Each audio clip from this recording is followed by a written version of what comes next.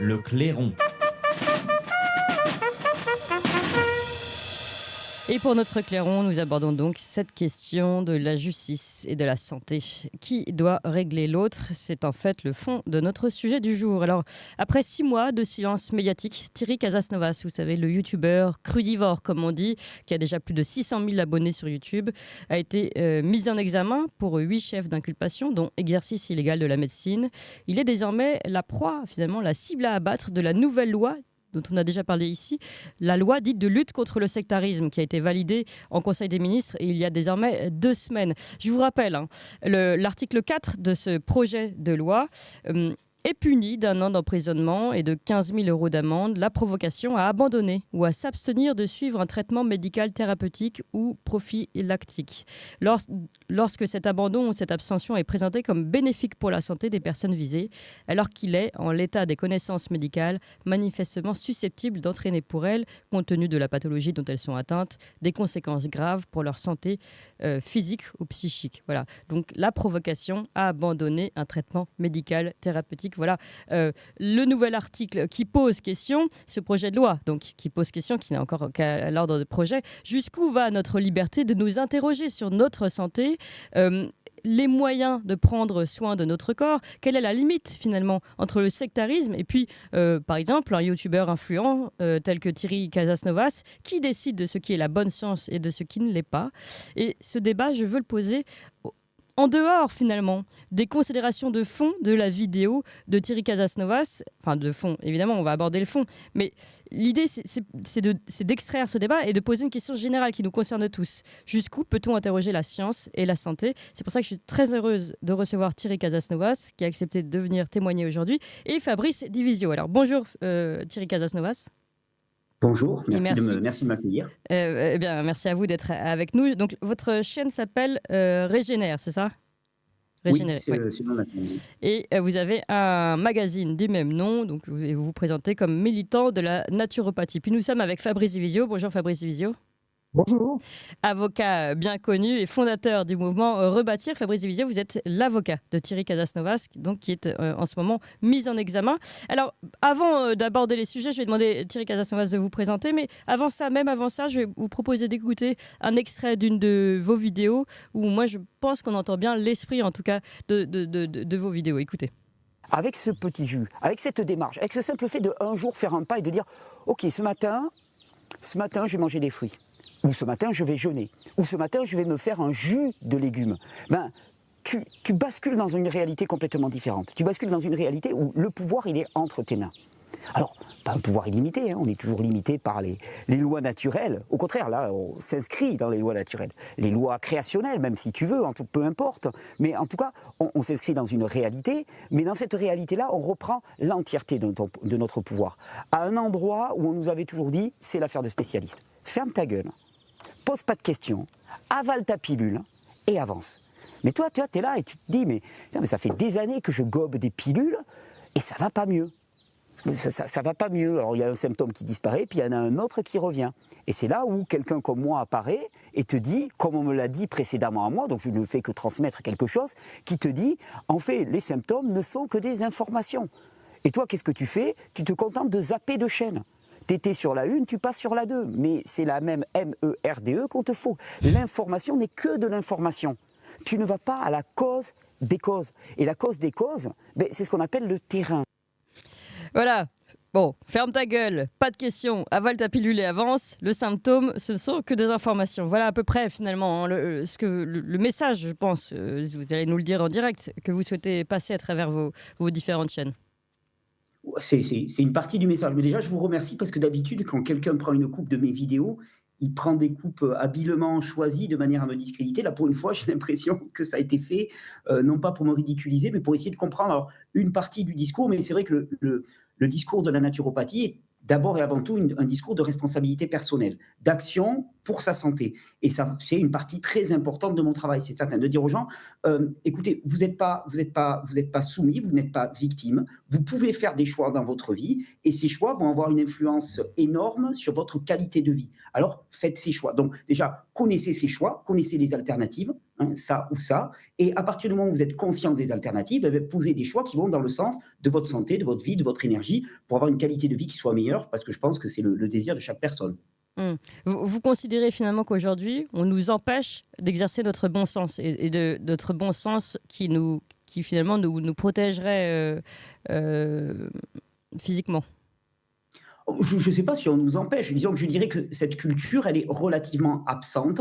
On est dans une société de spécialistes dans lequel finalement on se réfère toujours à une autorité supérieure. Alors c'est très très bien parce qu'il y a des tas de domaines, et y compris en matière de santé, dans lesquels ben voilà, on ne peut pas naviguer seul, on ne peut pas naviguer à vue. Mais il y en a aussi des tas, y compris en matière de santé, où on peut faire notre part. Et c'est toujours une question, il ne s'agit pas, vous savez, on caricature souvent tout ça, on dit voilà, Thierry, il est anti-médecine, mais ce n'est pas du tout vrai. C'est juste, je dis que selon nos actions tous les matins, eh bien, on va déterminer notre qualité de vie qui va faire que notre niveau de santé va être amélioré et qu'on aura beaucoup moins besoin de faire appel aux médecins. C'est juste une question de responsabilité personnelle. Et le problème, c'est que si on caricature le débat et qu'on dit il est anti ou il est pour, en fait, on rate complètement la cible. L'important, c'est de dire à chacun, vous pouvez faire quelque chose pour votre santé et si vous apprenez les bonnes règles et les bonnes conditions, eh bien, vous pouvez réellement voir votre qualité de vie radicalement changer. C'est juste ça le fond de mon discours. En fait, vous vous dites, moi je m'occupe de la santé, c'est-à-dire la bonne santé, je vous propose de prendre en charge votre corps avant de tomber malade finalement d'une certaine façon.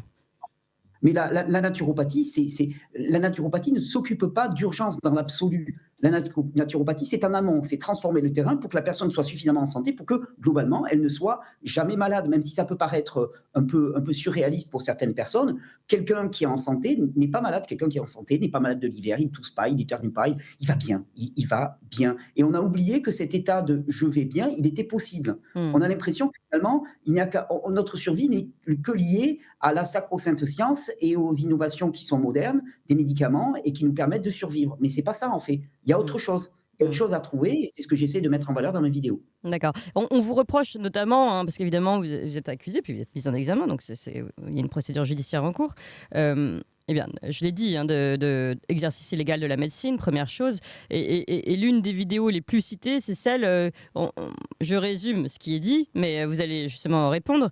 Et ensuite, on va évidemment donner la parole à votre avocat, de proposer de soigner un cancer avec du jus. C'est extrêmement réducteur. J'ai fait énormément de vidéos sur les cancers dans lesquelles je propose, mais en m'inspirant de ce que propose la naturopathie, hein, je ne me réfère pas à moi-même, hein, c'est pas tombé du ciel, hein, je m'appuie sur un corpus de connaissances très ancien. Je propose différentes approches qui sont connues en naturopathie pour faciliter, accompagner. Je ne le propose jamais comme un traitement unique, ça peut être un accompagnement. Moi, j'apporte de l'information. Je dis à la personne, à partir de cette information, fais-en ce que tu veux. Mmh. Hein. C'est-à-dire que, par exemple, quand je dis à une personne, bien maintenant, on sait même, c'est validé scientifiquement, que quand une personne jeûne une journée avant une chimiothérapie, eh bien, les conséquences de la chimiothérapie en termes d'effets secondaires sont énormément amoindries. Bon, mais Mmh. c'est intéressant d'avoir cette information. Ça Mmh. ne veut pas dire que je suis contre la chimiothérapie, ça veut juste dire que toutes les effets secondaires qu'il peut y avoir peuvent être énormément amoindris. Quand une personne fait des choix alimentaires dans le cadre d'un cancer et qu'elle va voir ses symptômes diminuer, les douleurs post-chimiothérapie diminuer, ben je trouve que c'est intéressant. Donc en fait, je me substitue à personne. En fait, c'est pas du tout mon but, puisque je suis là pour dire aux gens, reprenez votre responsabilité. Donc, c'est pas moi qui vais leur dire quoi faire, parce que sinon, ça serait complètement antinomique. Moi, ce que je leur dis, c'est, il existe des possibilités, il existe des chemins, et peut-être ça vaudrait le coup d'aller les explorer, Mmh. d'aller s'interroger. Après, vous faites votre choix. Oui. Et en fait, c'est ça. Mais là, on vous accuse finalement d'avoir empêché certaines personnes d'aller se soigner en leur disant voilà, moi j'ai une meilleure solution, éviter les soins entre guillemets reconnus. Voilà. Et c'est toute la question. C'est jusqu'où va l'influence du youtubeur. Est-ce qu'on considère que vous avez pris en otage certaines personnes? C'est ce qu'on appellerait donc une secte. Ou est-ce qu'on considère que vous donnez une information exacte ou inexacte, mais bon, on a quand même encore le droit de discuter normalement, et que chacun en fait ce qu'il veut. C'est là où je me tourne vers Maître Divisio. Mais en fait, c'est très intéressant parce que on a deux problèmes, si vous voulez. Le premier, c'est qu'on va arrêter d'infantiliser les gens tout le temps. Il va vraiment falloir dans ce pays qu'on arrête d'infantiliser les gens tout le temps. Oui, mais là c'est l'inverse. On va plutôt dans le schéma inverse avec cette loi. Ben non, justement, c'est qu'on considère dans l'infantilisation, on considère qu'il faut protéger les gens parce que vous savez, ils ne sont pas capables de discerner eux-mêmes Oui. ce qui relève effectivement du bon sens, qui n'en relève pas. Oui. Moi, ce que j'observe, c'est que nous avons un système de santé qui est en échec complet, et pour le masquer, eh ben, qu'est-ce qu'on fait? On s'en prend à des gens comme Thierry Casasnovas. Est-ce que vous m'expliquez, quand même, c'est un peu gonflé, aujourd'hui, on poursuit Thierry Casasnovas, ok, très bien, on vient poser une nouvelle loi, bon, très bien, après, tous vaccinés, tous protégés? Mm. Il faut quand même pas avoir honte, quand même. Mm. Il faut être né avant la honte, parce que quand même, tous vaccinés, tous protégés, on nous l'a répété à souhait, on a vécu sous passe sanitaire, parce que vous alliez tuer papy et mamie si vous n'étiez pas vacciné, parce que vous avez quand même, dans votre présentation, oublié le deuxième article de la loi, qui est le fait que, certes, le fait de provoquer à l'abstention est un délit, mais le fait de pousser à l'action est également un délit. Si je propose un traitement, lequel n'est pas bon, pour faire simple, pour vous, eh bien, je suis coupable. Donc on a aujourd'hui un gouvernement qui serait tombé sous le coup de cette nouvelle loi. Enfin, dernier élément sur cette loi, je ne comprends pas ce qu'on cherche à faire. Je veux dire, je ne comprends pas. Le but, c'est de réprimer l'information, mais cette loi ne réprime pas l'information, elle réprime la provocation à. Donc c'est une loi qui n'est pas applicable, ou à la marge. Le Conseil d'État a dit « j'en veux pas, votre truc, ça sert à rien », et ça contrevient à un nombre important de dispositions supranationales. Donc qu'est-ce que cherche à faire le gouvernement? Qu'est-ce qu'il fait?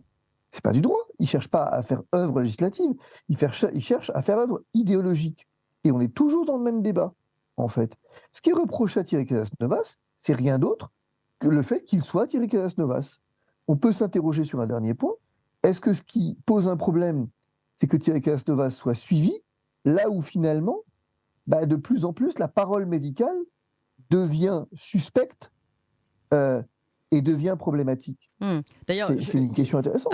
Très intéressant, puisque justement, je précise qu'il y a des études qui ont été publiées encore très récemment, qui montrent la défiance de plus en plus importante, et notamment depuis la gestion Covid, des Français vis-à-vis des médecins et de la médecine. Donc, et là, d'un seul coup, on a en effet ces lois qui arrivent et qui vont diaboliser Thierry Casasnovas. Alors, allez-y, Thierry Casasnovas, je crois que vous voulez réagir. Parce que, pour revenir sur cette question du cancer que vous me posez, le problème, c'est qu'actuellement, on nous propose un chemin unique vers le traitement du cancer. C'est, tu passes chez le médecin, puis tu as une chimiothérapie, radiothérapie, et ainsi de suite. Nombre de personnes le suivent, ce chemin, alors certaines avec du succès, mais avec énormément d'effets secondaires, avec énormément de complications, et d'autres n'en survivent pas, ne guérissent pas. Donc on ne peut pas dire qu'on a un absolu de résultats. À côté de ça, il y a énormément de gens qui témoignent aussi, dire « Ah ben moi, je n'ai pas du tout suivi ce chemin-là, j'ai suivi un jeûne, j'ai changé mon régime alimentaire, et ma tumeur a complètement disparu. » Et la question, c'est est-ce que ces gens-là, au travers de, par exemple, moi, ce que je peux amener, est-ce que ces gens-là ont droit au chapitre? Est-ce qu'on peut témoigner de ces chemins-là? Est-ce qu'on peut dire aux gens, mais il y a peut-être d'autres solutions que la chimiothérapie? Oui, Est-ce que c'est un crime de lèse-majesté? Oui. Et vous voyez, quand la. Et là, vous allez être accusé de charlatanisme. Pardon, je vous arrête tout de suite. Vous dites ça, là, mais... on a tous les voyants qui s'allument au rouge et qui disent attention, c'est un charlatan, il nous dévie de la vraie science. Vous savez ce que disait, juste un mot, vous savez ce que disait Everett Hughes, qui est sociologue? Il disait les charlatans sont les praticiens qui plaisent à leurs patients et pas à leurs collègues. Oui. On doit s'interroger sur cette phrase. Les charlatans sont des praticiens qui plaisent à leurs patients et pas à leurs collègues. Et peut-être que le problème de fond, on l'a vu dans le Covid, c'est qu'on a une médecine aujourd'hui qui est complètement centrée sur la communauté scientifique. Et à quel moment on parle du patient? Peut-être que Thierry Casasnovas, comme d'autres, ont ce privilège, c'est la naturopathie, comme d'autres disciplines, ont le privilège de remettre le patient au centre du débat et de considérer que, au fond, le patient n'est pas une espèce d'objet qu'on déplace de droite à gauche et qu'il a une responsabilité. Dans la vidéo que vous avez montrée, moi, ce qui m'intéresse dans l'approche de Thierry Casasnovas, il dit jusque-là, tu as des symptômes, on chasse un symptôme par un autre, on donne une pilule. Est-ce qu'il a tort là-dessus? Honnêtement, qui peut dire que Thierry Casasnovas, avec ce propos, a tort? Posons-nous 10 secondes et raisonnablement et en vérité, regardons notre santé, regardons le fait que l'espérance de vie a augmenté, mais pas l'espérance de vie en bonne santé. Regardons les prescriptions des personnes âgées et demandons-nous si Thierry Casasnovas a vraiment tort quand il parle de zapping. en santé. Non, mais ça va plus loin que ça. Le professeur Raoult a dit la même chose en substance sur ces informations-là. Il a dit les laboratoires pharmaceutiques, etc. La science est aujourd'hui, la science, ceux qui ont mis la main, qui ont la main mise sur la science aujourd'hui, sont corrompus, notamment par des questions de laboratoire et de conflits d'intérêts. Aujourd'hui, on ne peut plus soigner simplement, alors qu'on aurait la capacité de se soigner simplement avec justement des plantes et des molécules très simples. Aujourd'hui, on est prise en otage par une certaine santé qui est elle-même intéressée par la vente des médicaments. Donc, c'est surtout que vous êtes face à un problème. Je vous donne un exemple. Thierry Gastos parlait du cancer. C'est intéressant le cancer. Vous savez qu'il y a des études depuis maintenant les années 70 qui vous montrent que peut-être une très forte concentration de vitamine C en injection et par voie orale dans le cadre du cancer peut apporter une amélioration considérable. Alors vous avez des études qui vous disent mais non, c'est du charlatanisme, tout ça. Sauf que quand on lit les études, on s'aperçoit qu'elles ne respectent pas, encore une fois, le protocole qui avait été donc proposé par ce prix Nobel. Et aujourd'hui, en fait, on n'est pas capable de dire si ce truc marche vraiment, parce qu'on n'a pas été capable de financer les études dans les bonnes conditions qui tendent effectivement à montrer si oui ou non ça a du résultat. Mais pendant ce temps-là, on a de plus en plus de traitements innovants, de plus en plus chers, et pourtant la mortalité par cancer ne recule pas. Donc qui est responsable dans l'histoire ? Est-ce que c'est l'industrie pharmaceutique qui est financée à tour de bras, la recherche qui est financée à tour de bras par les fonds publics, et avec des prix ensuite de médicaments donc absolument exorbitants, ou est-ce que c'est le fait de ne pas aller vers d'autres pistes, d'explorer d'autres voies ? Et aujourd'hui, est-ce qu'on ne veut pas faire taire toutes les voies, tous les autres chemins possibles ? C'est trop facile. Et j'ajoute le fait qu'on sera le seul pays à le faire quand même, ça. Hein. Si cette loi passe, on sera le seul pays à venir réglementer la parole scientifique et médicale, et d'une façon générale la parole de santé. D'abord, dernier point, qui a dit que la santé appartenait aux médecins ? C'est écrit où, ça ? C'est une vraie question. Je pense que c'est un peu le cœur de cette question aussi. Thierry Casasnovas, allez-y. Oui, pour rebondir là-dessus, la secrétaire d'État, quand elle avance cette loi, elle justifie, puisque j'avais un article dans Le Monde, elle justifie l'émergence de cette loi en parlant de l'émergence de discours qui exploitent l'isolement et remettent en question la science et la crédibilité des autorités sanitaires. Et je pense que cette phrase, elle dit tout. Parce que déjà, premièrement, qui est-ce qui a causé l'isolement ? Enfin, je veux dire, quand on pense à ce qui s'est passé en 2020, c'est pas les naturopathes, c'est pas Thierry Casasnovas qui a été facteur d'isolement. À côté de ça, qu'est-ce qu'on voit ? On voit remise en question de la science et de la crédibilité des autorités sanitaires. Je ne vais pas laisser parler M. Divisio parce qu'il va se lâcher là-dessus, mais la crédibilité des autorités sanitaires, elle a été salement écornée, et pas simplement en 2020. Je veux dire, ça fait des dizaines d'années qu'il y a scandale sur scandale, dans lequel effectivement leur crédibilité est écornée, et globalement, moi, ce que je vois, c'est qu'au lieu de faire un effort pour augmenter leur crédibilité, d'un seul coup, j'ai l'impression qu'au travers de cette loi, ils veulent faire taire toute voix qui pourrait pointer du doigt leurs défauts, leur incohérence et les erreurs, et qui pourrait aussi montrer d'autres directions. Et c'est vraiment la question, parce que dans l'article de loi, dans les journaux, dans les articles de journaux, moi, ce que je perçois, c'est que globalement, ils n'ont pas actuellement de quoi me faire condamner, et que cette loi pourrait me permettre, moi et d'autres, parce qu'il y en a qui ont dit c'est une loi anti-Casasnovas, c'est une loi anti-Raoult, anti-Péronne, anti-toute personne qui essaye de montrer un discours différent, un chemin de santé différent. Et la question, c'est est-ce qu'on va être autorisé à parler d'autre chose, à remettre en cause la sacro-sainte science ? Je veux dire, là, remettre en cause la science, la science, c'est divinisé, quoi. On est dans quelque chose complètement... Oui, en plus, c'est la science. Alors que justement, Raoult, Péronne et tout sont des médecins qui demandent tout simplement un débat. Ils demandent un débat, un échange argumenté. Et c'est s'asseoir aussi sur des milliers d'années de médecine traditionnelle. Enfin, je veux dire, il y a une arrogance là-dedans. Rien n'existe hormis la science de 2010-2020. Sinon, c'est plus rien. Et c'est une science qui peut être remise en cause à tout moment. On n'écoute pas les scientifiques divergents. Enfin, je veux dire, voilà, c'est la science de certains scientifiques labellisés, estampillés, reconnus. C'est tout. Ouais. Fabrice Divisio. Ce qui est intéressant dans ce que dit Thierry Casasnovas, c'est que, au fond, si vous l'avez entendu, dans sa vidéo, il dit je vous enseigne, je vous apprends quelque chose, mais c'est pas moi qui l'ai inventé. On me l'a enseigné, et à celui à qui on l'a enseigné, on l'a enseigné. Il y a une espèce de tradition là-dedans, tradition au sens de ce qui se transmet, d'un côté. De l'autre, vous prenez, on a l'impression, il a parlé du jeûne thérapeutique tout à l'heure, du jeûne tout court. Effectivement, on a l'impression, mais qu'est-ce que c'est que ce type-là qui vient vous parler du jeûne ? Mais qui sait qu'au fond, cette question du jeûne, elle est largement étudiée en médecine depuis des siècles maintenant, et même, même au XXe siècle, ça a été un tournant dans les années 30, notamment en Russie, et que ça a fait l'objet d'études extrêmement sérieuses. Simplement, la vérité, c'est que à chaque fois qu'un médecin, même pas un naturopathe, mon Dieu, attention, un médecin, un type qui est diplômé de la fac de médecine, vient vous parler du jeûne, parler du professeur Joyeux ou d'autres, effectivement, comme par hasard, c'est un charlatan, il est diabolisé. Par contre, effectivement, quand vous avez un type qui vient vous parler du vaccin, qui a 1 mois et demi de recul, sinon 1 semaine et demie, et qui est extraordinaire, une Karine Lacombe qui vient vous expliquer, ça y est, on le sait, le vaccin empêche la transmission, là, tout à coup, elle est décorée de la Légion d'honneur. Une fois que vous avez fait ça, une fois que vous avez dit ça, on poursuit Joyeux, on décore Karine Lacombe, bon, bah, vous avez compris à quel niveau se situe la loi. Il faut continuer à décorer les Karine Lacombe et poursuivre les Henri Joyeux. C'est tout. Et Thierry Calas-Novas est un arbre qui cache une forêt, mais rien d'autre. Parce qu'il y a un dernier point que je voudrais aborder, c'est que Thierry Calas-Novas, moi j'attends toujours de savoir ce qu'on lui reproche. Hein. Oui. Moi je ne sais pas ce qu'on lui reproche. Je suis son avocat aujourd'hui. Vous n'avez pas eu les madame. dossiers, puisqu'il est mis en examen, normalement vous avez accès au dossier. Ah, mais il est mis en examen, on a accès au dossier. Alors moi j'ai accès, mais lui c'est un dangereux terroriste, donc il n'y a pas accès, il ne faudrait surtout pas qu'il puisse se défendre. Mais moi j'ai accès à ce dossier, et quand je regarde le dossier, Attendez, moi parce j'aimerais qu'il savoir... lui il n'a pas accès au dossier, mais ça c'est pas normal, si. Disons qu'effectivement, c'est inédit. Dans ma carrière, ça m'est jamais arrivé. J'en ai parlé avec des confrères aguerris et très célèbres, dont certains qui étaient même très proches du ministre de la Justice, actuel, désormais relaxé, qui effectivement vous disent « mais moi, ça m'est jamais arrivé ».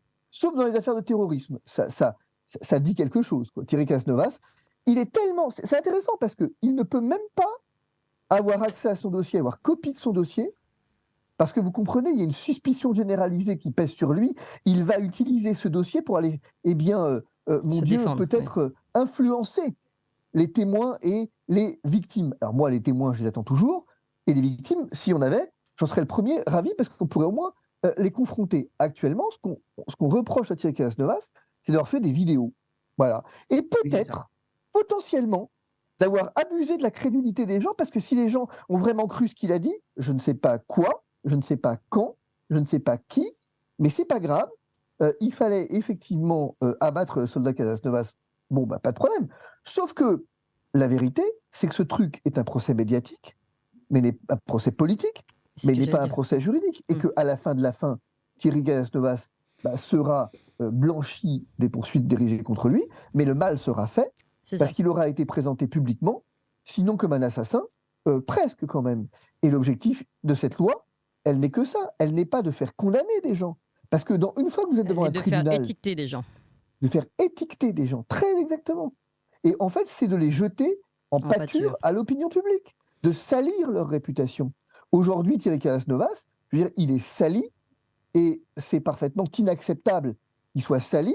On a un déséquilibre avec un parquet qui dit ce qu'il veut, qui dit ce qu'il veut dans la presse, qui fait état des poursuites, qui, avant même que lui le sache, avant même que Thierry Calas-Novas le sache, mais lui, en revanche, on vient lui dire, tu as intérêt à te taire, parce que si tu ne te tais pas, tu vas avoir des problèmes. Mais qu'est-ce que c'est que ce pays, en fait?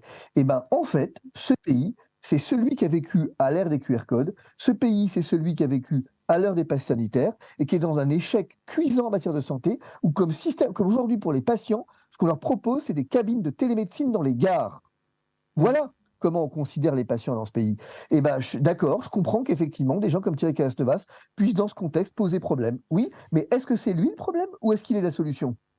Oui, et puis médecine à distance, vous avez raison, on va aller de plus en plus dans une médecine à distance, parfois même peut-être autogérée par une intelligence artificielle, ne plus avoir lien avec l'humain. Je pense que c'est l'inverse. Je ne vais pas faire la promotion de Thierry Calas-Novas, je n'ai pas vu toutes les vidéos, je le dis, à chacun de faire son opinion.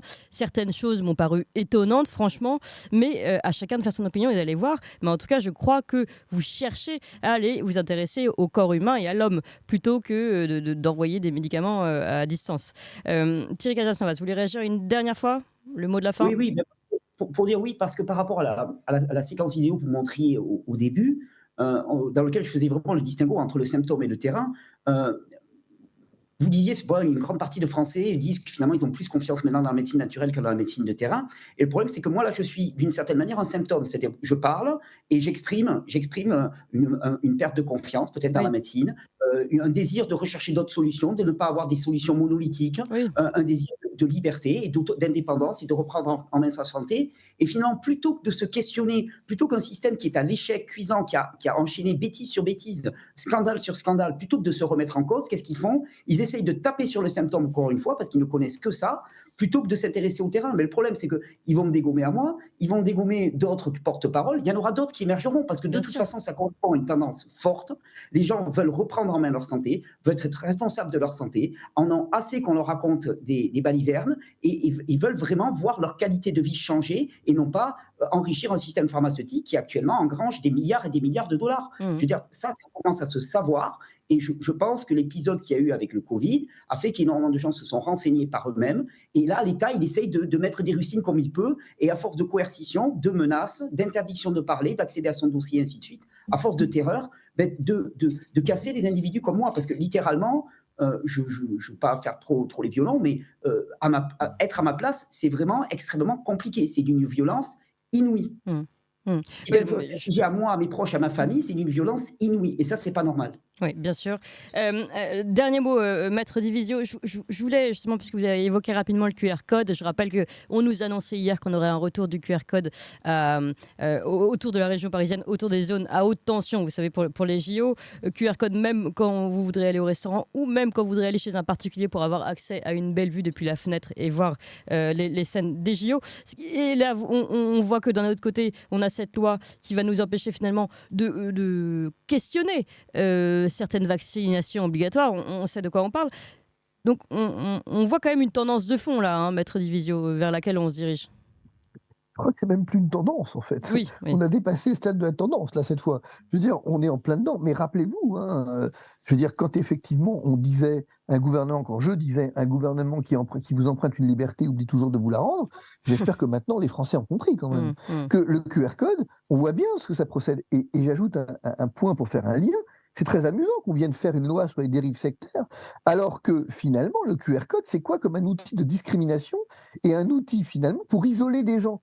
Donc d'un côté, on veut en faire une loi, parce que vous comprenez, il faut pas, on reproche à cette classe de base d'isoler des gens, mais là, le QR code, qu'est-ce qu'il fait? Il isole des gens avec le camp du bien, le camp du mal, et en fait, on va vers une société généralisée de surveillance de la parole, de surveillance des discours, effectivement, de surveillance des mouvements. On est dans une liberté. Le commissaire du gouvernement Corneille, dans un arrêt 1917, avait dit en France, la liberté est la règle, la police l'exception. 1917, en pleine guerre. Aujourd'hui, on peut dire en France, la police est la règle, la liberté l'exception. Oui. Eh bien, ce sera le mot de la fin. Merci beaucoup à vous deux. En tout cas, merci Thierry Casasnovas, fondateur de cette chaîne YouTube Régénère. Et puis donc, mise en examen, on va suivre le procès avec Maître Divisio, votre avocat, fondateur du mouvement Rebâtir. Merci.